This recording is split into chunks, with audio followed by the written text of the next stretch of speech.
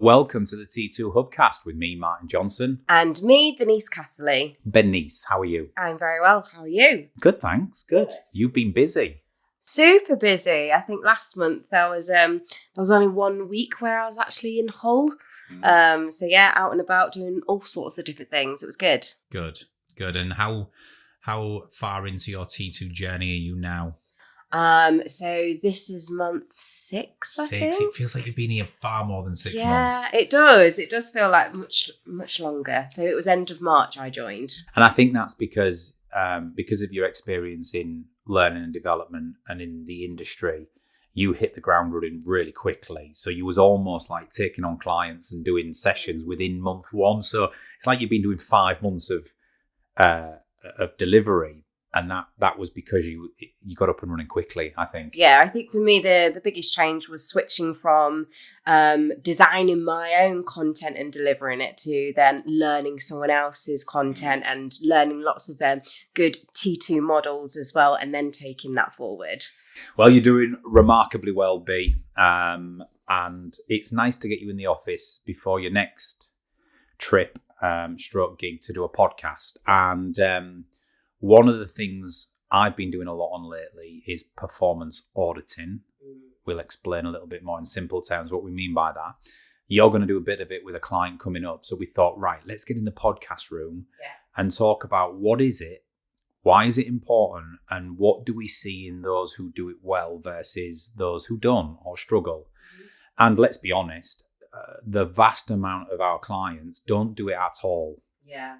Honestly, they don't do it at all. They've got no sort of consistent, regular or effective way of managing, auditing and measuring performance. Yeah. And then they wonder why they struggle when they have to have some tough conversations with people around why it's not working out or what we need more of, because we haven't been fair in the first place of actually letting them know how we're measuring them and what success looks like. So performance auditing, it sounds like a HMRC type thing, doesn't it? Like you're getting audited.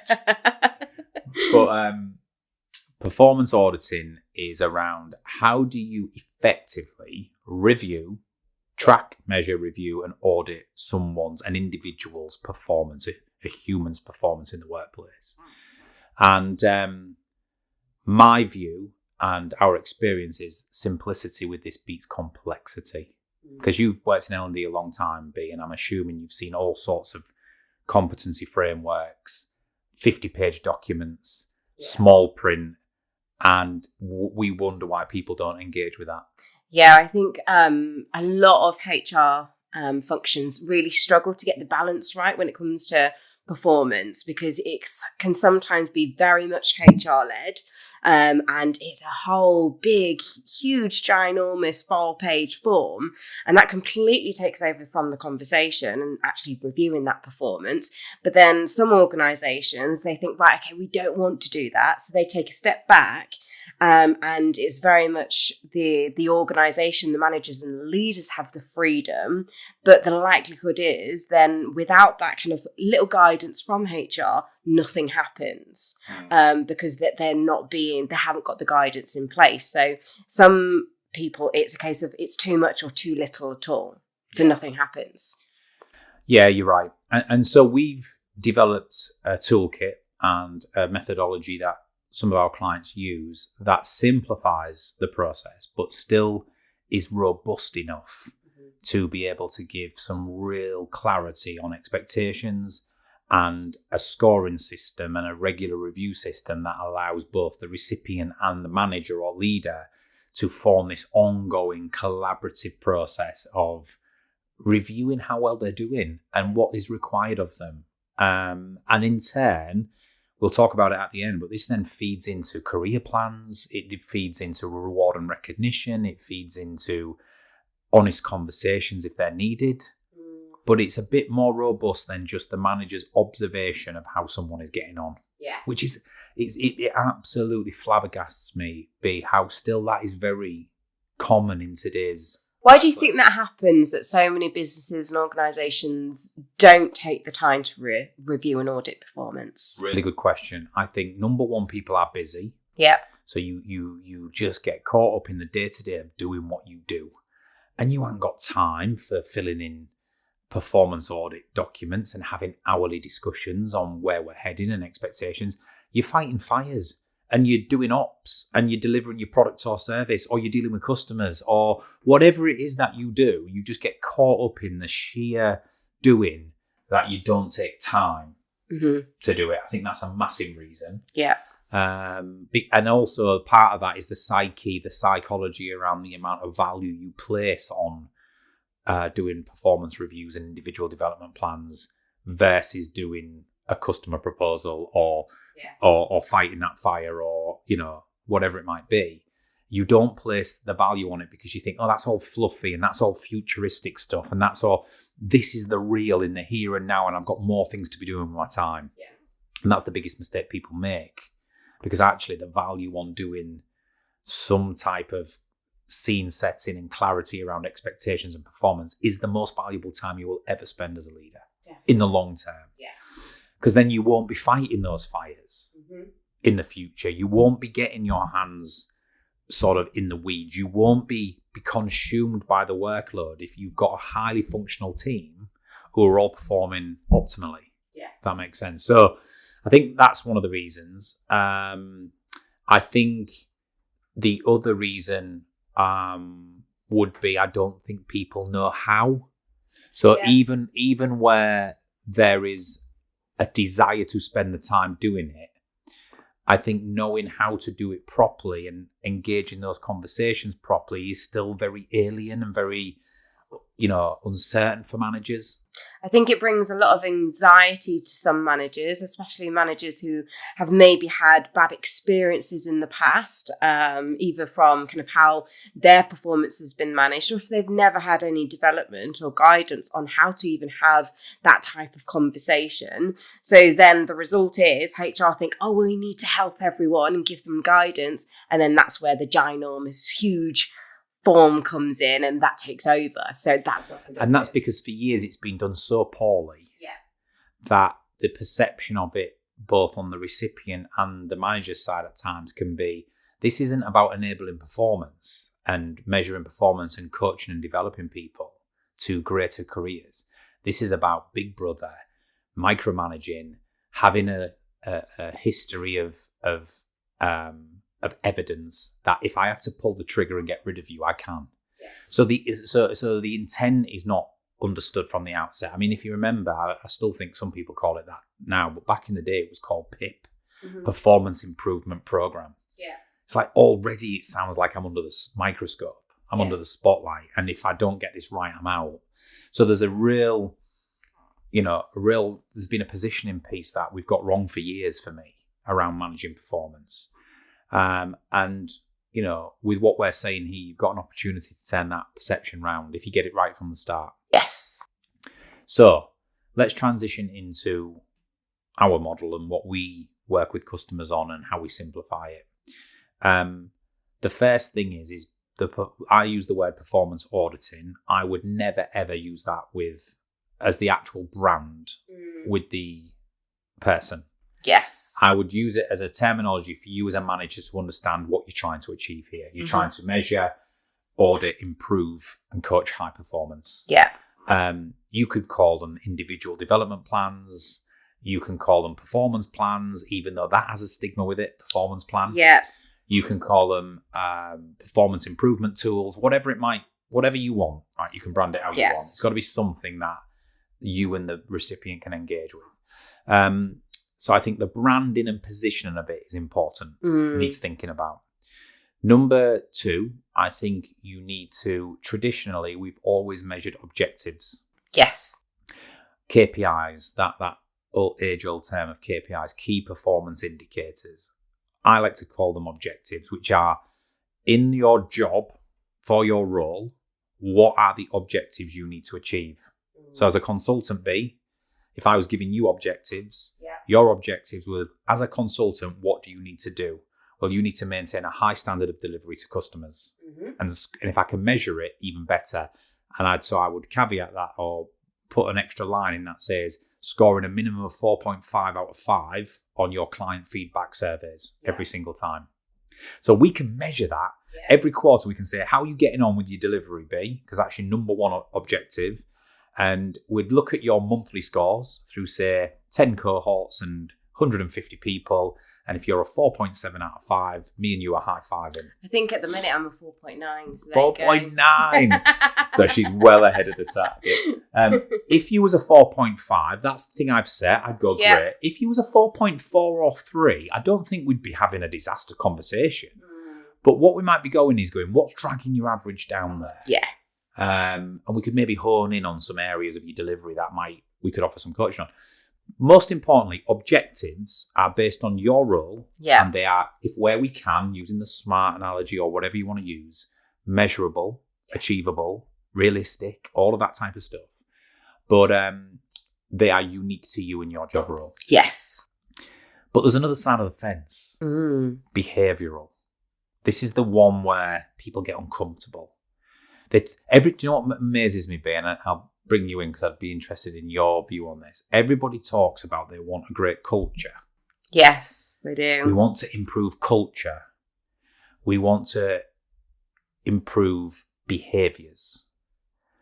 But they very rarely set any form of measurement expectation around them. Mm-hmm. Yeah. And I think then this is the challenge that they'll always have of how do we change the culture? This is the type of culture that we want to create here. But if you've never given any kind of understanding or clarity of what it is that you're actually looking for, then how can you ever expect to achieve it?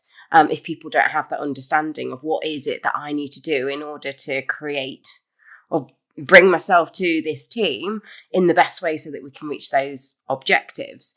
And I think that's one that many organisations, they talk about it. And that's another one that quite often gets put aside because it's fast paced, because it's busy. We know that we need to focus on behaviours, but at the moment, it's just not the right time. So nothing happens and we only focus on performance, objectives. Conduct is another one as well that sometimes gets referred to. What does that look like? And that, I think even just the terminology there doesn't set a good tone as well. And I think you're right. The time, dedicating the time to it is not always given. But I also think people, I'll be honest, I think people are scared of addressing behaviours. Yeah. I think people are hesitant and nervous around saying to another adult human being in the workplace, this is how we expect you to behave. Mm-hmm. And as we're going on generationally and as a society, this whole empowerment, diversity, allow people to be who they are. Yes. And listen, I'm a massive advocate for all of that, as you know and as we know. But it's sort of rubbing out and drowning out our ability and confidence to go, but there are some expectations around your behaviours in the workplace. Yeah. And people are fearful of addressing it or fearful of the backlash of what that might mean. So I think the easy option is to say, well, it's easy to set some objectives around your job role, so we'll just do that. But then what we do is, because we're not clear on our expected behaviours, and you've got hundreds of people in your organisation, you're allowing everybody to behave differently, to conduct themselves in different ways. And we wonder why we have a lack of consistency and we struggle to create that culture, that camaraderie, because we've got 100 people all perceiving situations and behaving and responding and reacting to things in different ways. Yeah. So I absolutely implore anybody out there listening to this to say, if you're doing any type of IDP, performance plans, measurement process of performance, you have to make sure that you are setting expectations around objectives and behaviours. Please consider leaving a 5-star review on your favourite podcasting platform. It only takes a minute and your feedback is greatly appreciated. Reviews help other people find the show and learn about the amazing topics we cover. Additionally, please turn on notifications so you never miss an episode. And finally, please subscribe or follow the T2 Hubcast if you haven't already. Doing this means that you'll automatically receive new episodes as soon as they're released. Thanks so much for your support. Question for you, B. Do you think, like we talked about objectives being unique to each role? So if you're a consultant, you'll have a set of objectives. If you're a customer service advisor, you'll have a set of objectives. If you're a digital marketing manager, you'll have a different set of objectives. What about behaviours in a team? So behaviours in the team, so that isn't going to be specific for every single individual. It's a broad level kind of for this team, for this organisation. These are the behaviours that we expect. That's how we can create that culture where everyone has the understanding that this particular behaviour or this particular quality, whatever it might be, that's what we expect. If we're all able to show drive or motivation, whatever it might be, then that's how we can foster that culture that we're trying to achieve. I agree. Behaviours should be consistent throughout everybody in the team so that everybody has the same behaviours listed or expectations listed. What's unique to that individual is their objectives. Yes. That's where high performance occurs. Yeah. Because you're going to drive clarity and consistency over the behaviours, which creates that culture. Yeah. Creates the consistency in the culture. And you've got to pick them wisely. You can't just pluck them out the air and pick 5 behaviours and say them. It's got to be linked to your organised. Hopefully, if you're really good with your mission and your vision and your values and where you're heading and why and what as an organisation you're going to stand for, then you should be picking the behaviours that are going to deliver against that. Yeah. That's the first thing I'd say. I'd say no more than 5. What drives me crazy is where we've got these lists of 28 objectives and 16 behaviours. And you're looking at a human being who's wired in a way, as we know through profiling, who are who they are. And you're saying, I want you to uphold 24 objectives and 16 behaviours. No chance. No, too much. No chance. Stop it. Pack it in. Honestly, it's like some people show me stuff and I just sink. Yeah. It's like, no wonder you're not going to get buy-in. My view is simple. No more than 5 behaviours, 5 objectives for each role. And you might go, well, this person has to do more than 5 things in their role. Yeah, I bet they do. We all do, don't we? But pick 5 winners. Pick the 5 big things that if that person does well, they are going to be largely successful in their endeavour. Yeah. Because a human being can engage with 3 to 5 things. If I say to you, right, I've got 5 expectations behavioural for you, Bernice, everything else just bring you. Yes. Just bring you. The weird, the wonderful, just bring you. Yeah. But I want you to help me with these 5 because organisationally it's important. I think I've got a fighting chance of getting you on board with that. Definitely. I would also agree. Kind of anything more than 5, it just gets a little bit too much. I think some organisations, in regards to objectives, they try and go for like 6 or 7. I think even when you get kind of past that and get closer to 10, as you say, it's way too much. And also as well, it's these objectives, these are the things that we need to achieve in order for us to kind of reach that kind of overarching end goal. So if that end goal is really clear and what it is as an organisation, what we need to achieve, we shouldn't have 10 plus objectives just for one person. It just, because that's then where you have objectives for the sake of objectives. And I've seen some organisations before where they've got so many objectives that actually this person here in this team, their objectives almost kind of counteract the objectives of someone else in another team. So it needs to be nice and simple. So 100% agree, no more than 5. You won't mind me sharing, but your objectives as a consultant here at T2 is you have got to uphold world-class delivery to your customers. Mm-hmm. So that's obviously a given. You've got to create quality content for customers where it needs a slight custom build. Mm. Number 2, so delivery 1, content 2. You've got to record quality video and podcast material for our platform. Yes. Which you're not doing too bad on in this podcast, B. But that's really important because, making sure we have world-class content is incredibly important for our customers.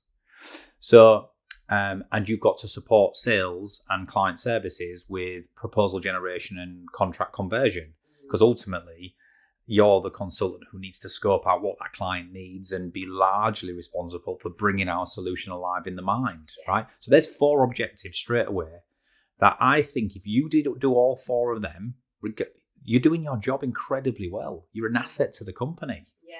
There's 4 things.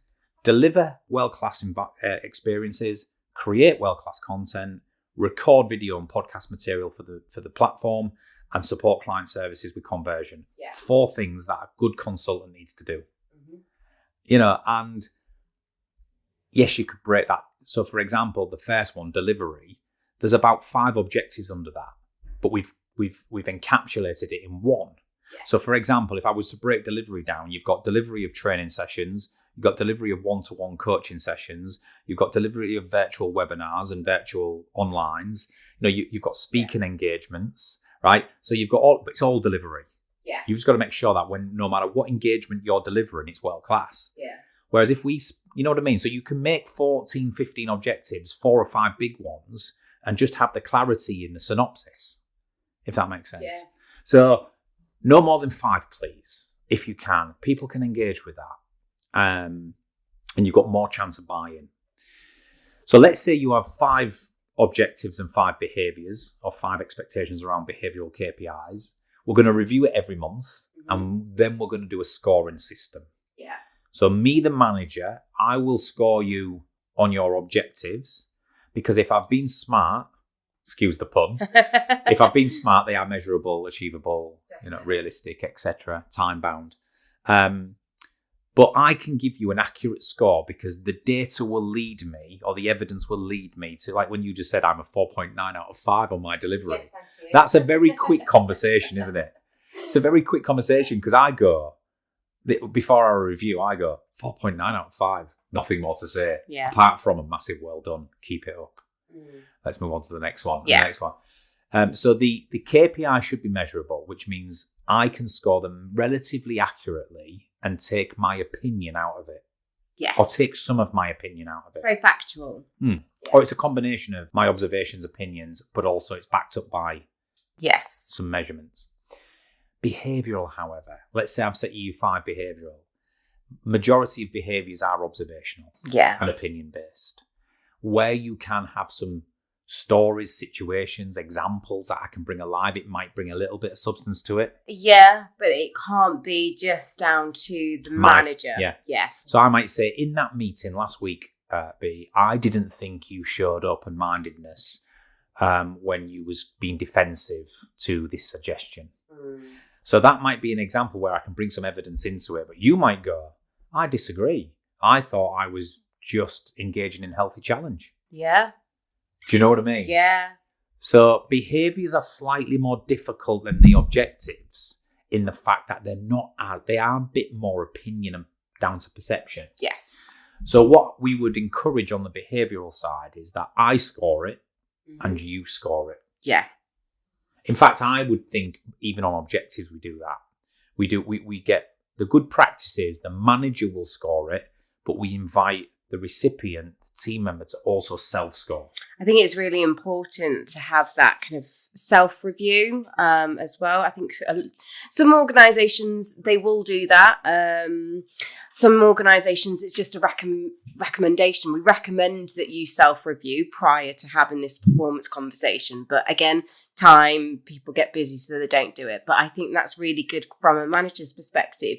You get that understanding of this person. Where do they see themselves? I need to know that, because I see where I think that they are, but have we got someone who's lacking a bit of confidence, or is this person maybe, do they think that they're much higher than what they actually are? And generally, here's a tip here, and people might resonate with this.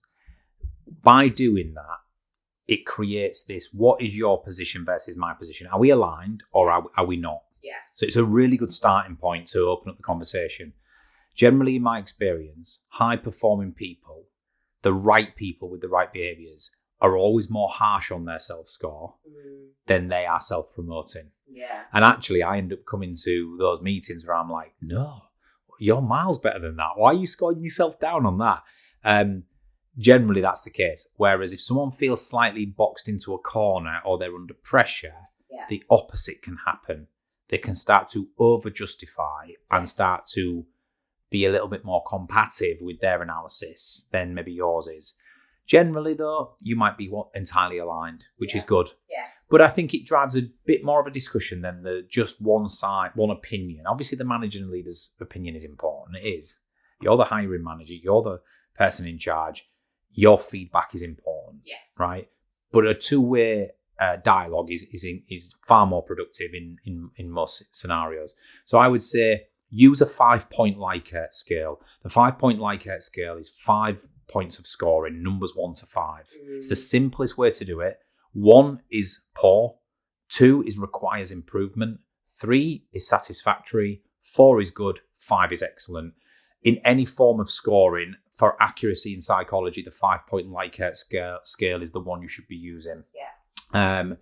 And that then allows you to go, right, if it's a 1, we need to seriously have a conversation.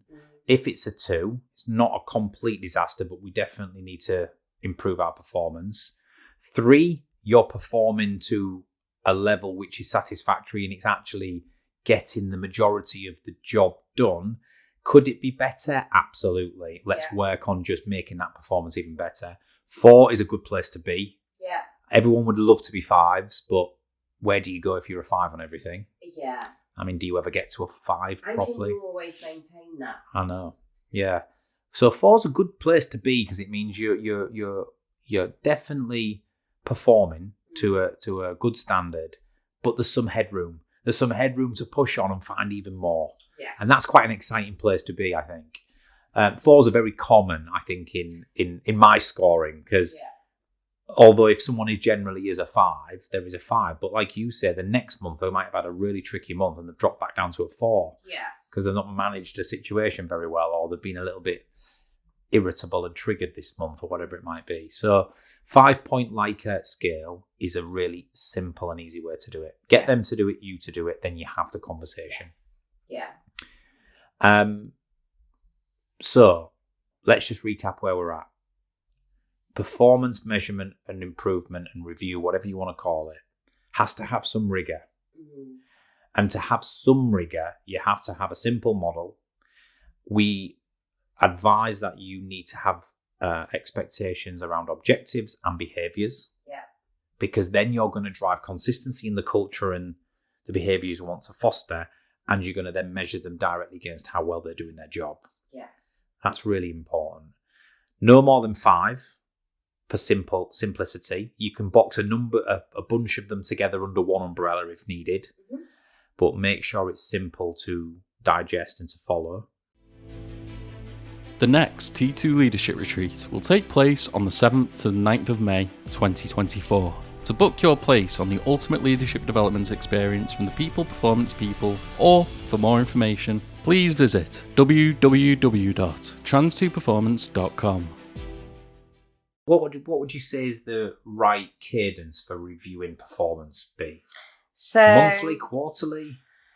I think for a lot of organisations, those kind of the formal performance review, so mid-year and end of year. Yes, that's your appraisal. So you've got a 6-month appraisal and a 12-month appraisal. Yeah. And then some organisations go bi-monthly for check-ins or one-to-ones. I say at least once a month. And then when it comes to just general performance conversations, sometimes it might just be a simple 5 minutes. And performance, I think, is often seen as it's a kind of specific things happen at specific time and date throughout that 12 months. Performance needs to be continuous. I agree. Because people are always, every single day, someone should be working towards that end goal. So therefore, we always need to be making observations, helping, supporting, guiding people to that end goal. I agree wholeheartedly, B. I'm daily. Yeah. You've probably seen that yourself. It's like, if I think some feedback would help here, I aren't going to say, I'll wait till my monthly review. Yeah. It's like, that happens. I know. It's so like, much. I think that's a sign of a transactional relationship between manager and employee, where you're going, I'll wait for our formal meeting to document that and feed that back to you. When you've got high trust and rapport with your colleagues and you're truly deploying it for the right reasons, which is, I want us to be better in everything we do and I want us to know how well we're doing, and I'm gonna be feeding that back in the moment. And yes, we can review it and unpick it a bit more at the end of the month if we need to, but let's drive continuous feedback and engagement throughout the months.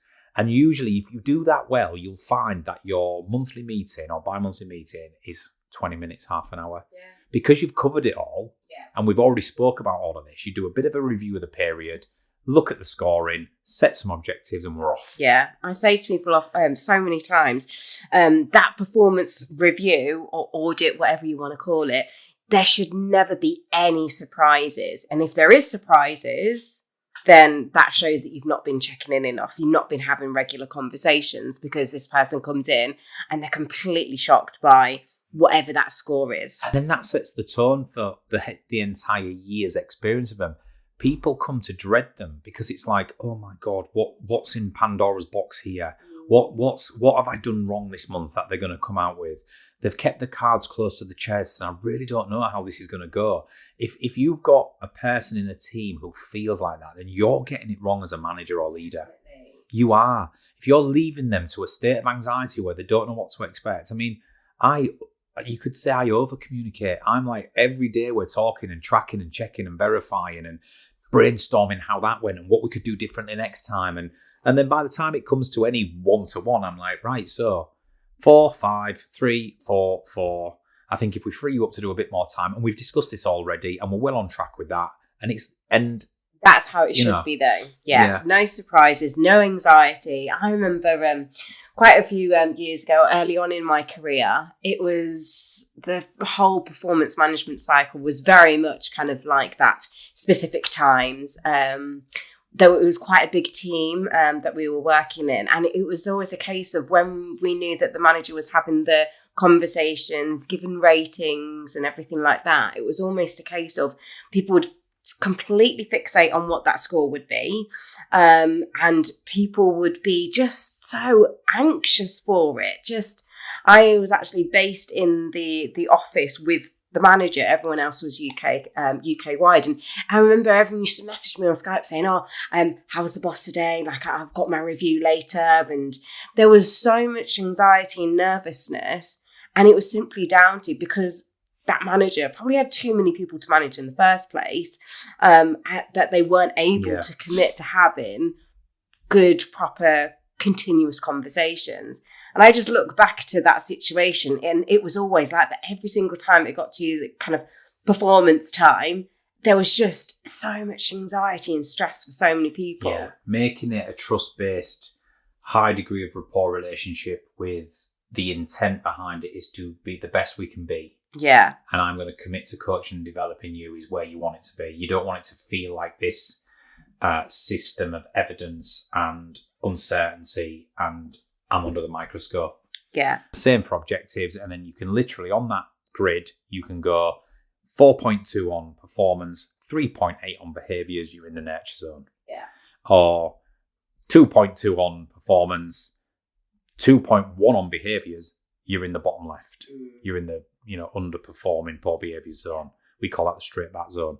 And it then just gives you that visual representation of the team, across your team, and it will guide you as a leader or manager to say, okay, how do I nudge this person across to the investment zone or to the nurture zone?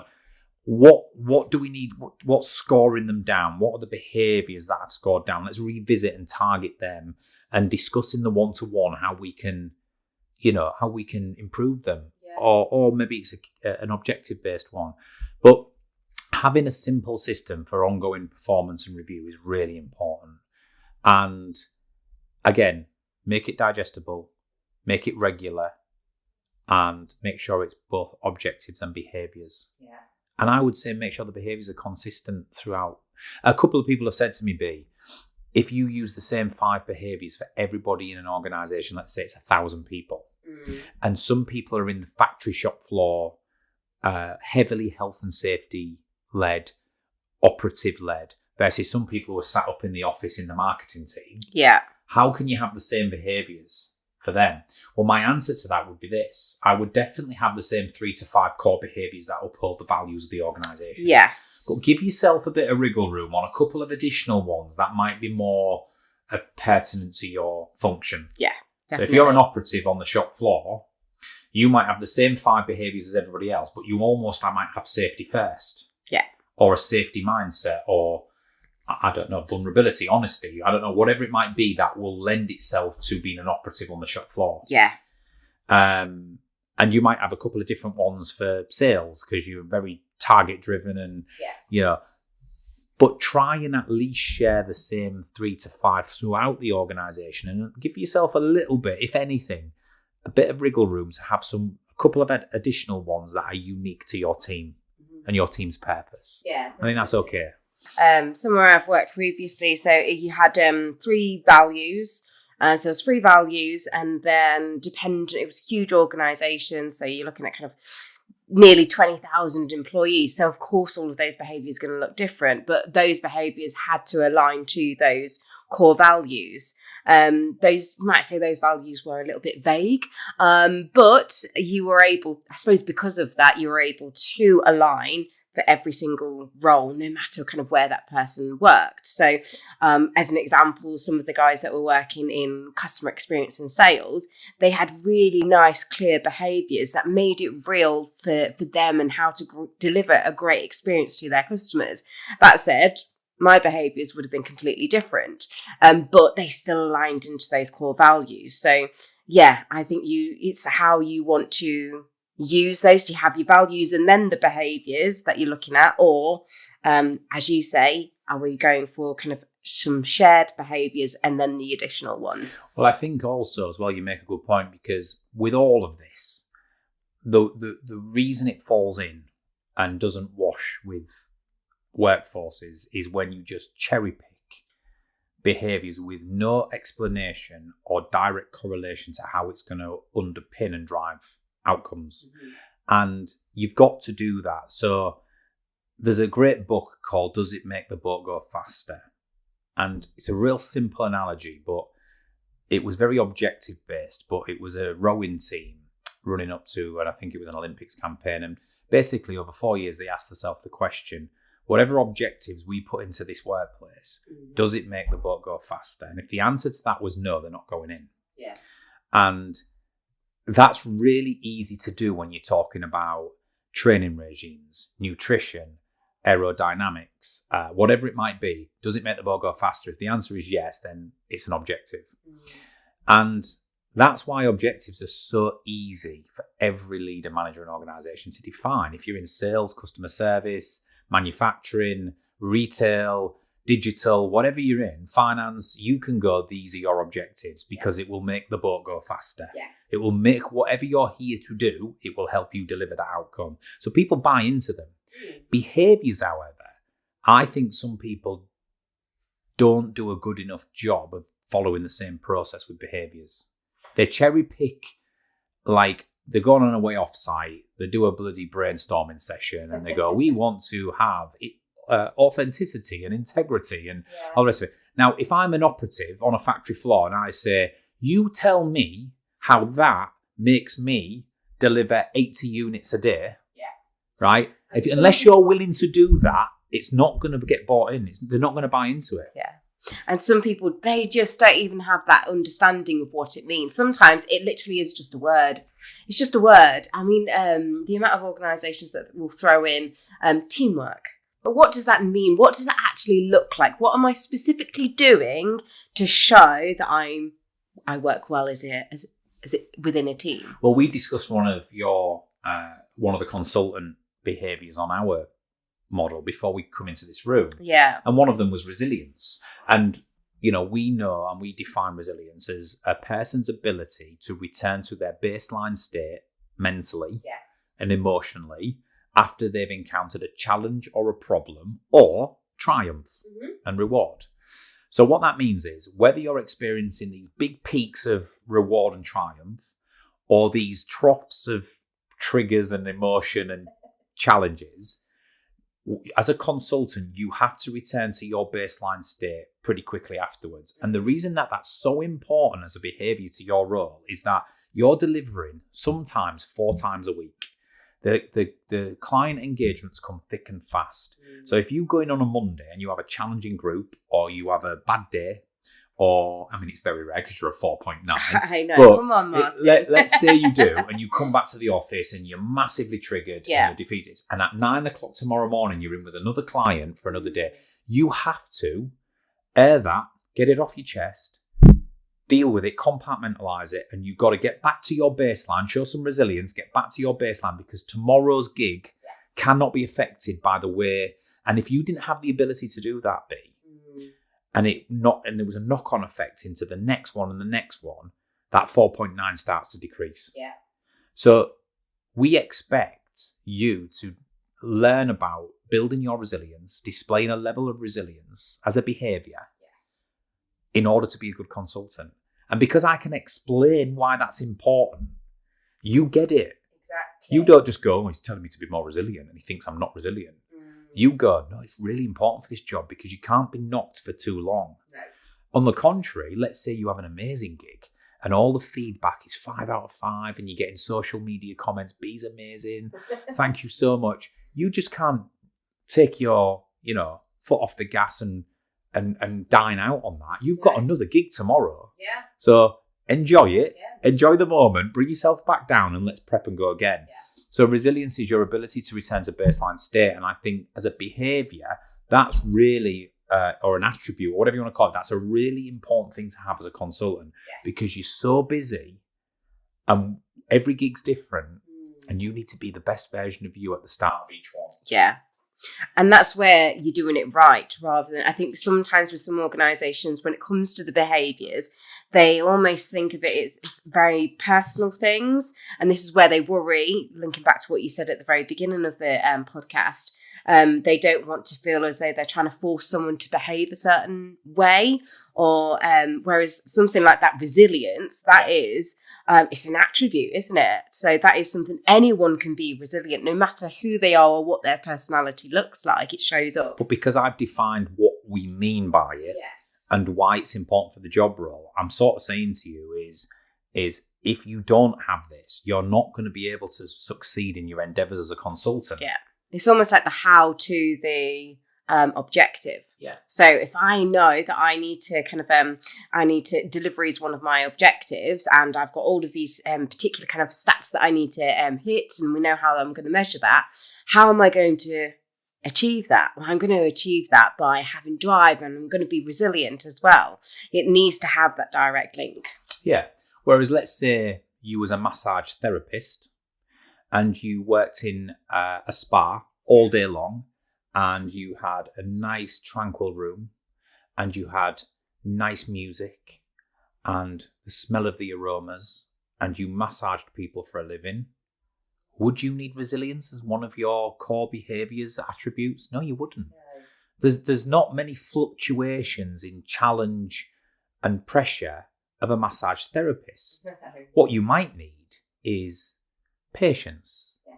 You might need self-awareness. You might need all the things that are going to lend itself to giving a customer coming for a massage the best possible outcome they can get. Yeah. So the point being is you need to define what attributes and behaviours are going to underpin and drive the outcomes that person needs to do to deliver those objectives. Yes. And for you to deliver a 4.9 out of 5 in delivery, you need resilience. Definitely. Because even though you're scoring highly, sometimes it's been a tough day at the office. Yeah. Or you had that tricky character in the corner who was challenging you a little bit more than you would have liked.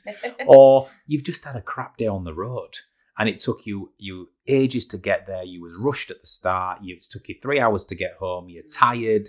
It doesn't always have to be a reflection of the actual feedback or the people involved in your training day. It can just be you've had a day from hell. Been sat on the M62 for 4 hours. And you've got home, you haven't eaten properly, you're tired, and you've got to go again at 9 o'clock the next morning. You need to be able to return to baseline by the next morning. Yeah. So it's important.